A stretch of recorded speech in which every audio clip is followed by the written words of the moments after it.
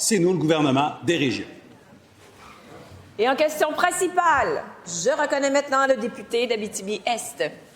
Madame la Présidente, si la CAQ se colle l'étiquette du Parti des régions, ce n'est certainement pas celui des régions ressources. Pensons ici au dossier sylvicole, un enjeu important dans nos régions ressources. En passant, j'aimerais rappeler à la députée de Chicoutimi qui soulevait cet enjeu que c'est le Parti québécois qui a mis en place le régime forestier actuel en 2013, régime que les gouvernements successifs essaient de réformer depuis. Mais revenons à la situation de la sylviculture proprement dite.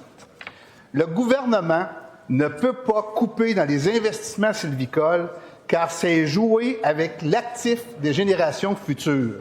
C'est pas sexy en politique d'investir sur des résultats à long terme, mais c'est essentiel. Que va faire le ministre pour désengorger la situation qui affecte les sylviculteurs? Est-ce que la structure de Rex Forêt est toujours viable et utile? La réponse du ministre des Ressources naturelles et des Forêts.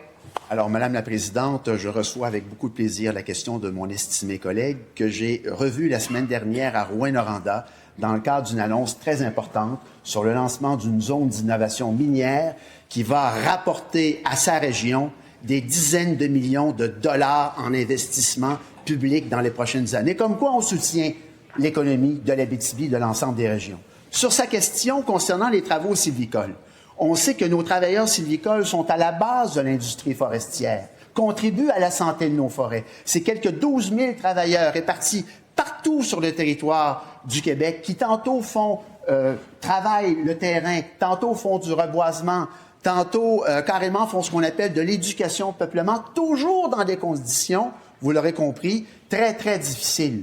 Donc, nous avons été au rendez-vous pour soutenir de manière urgente récemment l'ensemble de l'industrie forestière par des mesures très importantes et nous allons également le faire dans l'année qui vient. Il faut savoir, pour l'industrie sylvicole, il faut savoir que l'an passé, le Trésor public québécois a contribué à hauteur de 117 millions de dollars dans ces travaux et nous allons faire... Première, complémentaire. Oui, Madame la Présidente. Dernier en transport pour le bon état des chemins, entre autres. Un autre exemple, Madame la Présidente. Selon un article du Devoir sur la plume de Stéphane Baillargeon, 72 % des investissements en culture sont faits à Montréal et Québec. 4 régions dites éloignées ont d'ailleurs vu les dépenses directes leur étant destinées diminuer par rapport à l'année précédente. Bien oui, l'Abitibi-Témiscamingue est l'une d'elles. Conséquence, nos artistes doivent s'expatrier. Les gens chez nous veulent savoir comment le ministre pense pouvoir intervenir pour améliorer l'équité culturelle. La réponse du ministre de la Culture et des Communications. Merci, Madame la Présidente. Je suis d'accord avec mon collègue. On doit en faire plus pour les régions parce qu'historiquement, ça n'a pas été le cas. Il y a une concentration d'organisations culturelles, bien sûr, à Montréal. Donc, Montréal sera probablement toujours surreprésenté de par cette raison-là, mais on doit véritablement en faire plus et ça tombe bien. La nouvelle présidente, directrice générale du Conseil des arts et des lettres du Québec a ce mandat-là clair et précis. D'ailleurs, encore cette semaine, on travaillait sur cette question-là pour se rapprocher le plus possible du poids démographique des régions dans les pourcentages d'investissement un peu partout au Québec.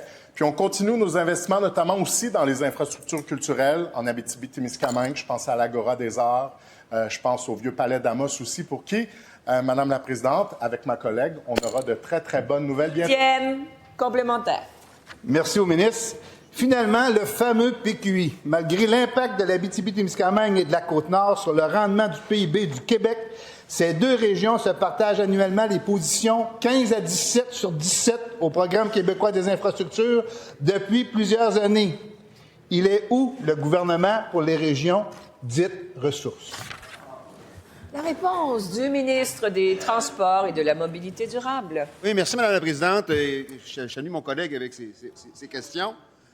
Alors, lundi, on était justement pour faire l'annonce des travaux routiers sur 2 ans là, en Abitibi.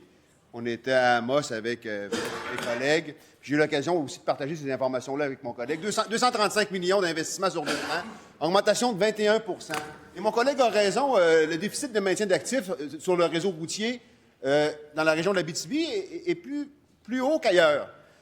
Mais le principal enjeu qu'on a discuté, bien qu'on augmente les sommes de manière importante, 21 % quand même, c'est pas rien, c'est l'enjeu de la main-d'œuvre. L'enjeu de la main-d'œuvre pour des mécaniciens, pour des conducteurs de camions. Mon collègue le sait. En terminant. Va très bien. On va travailler pour améliorer les routes, mettre plus d'argent, puis avoir la main-d'œuvre. On va être au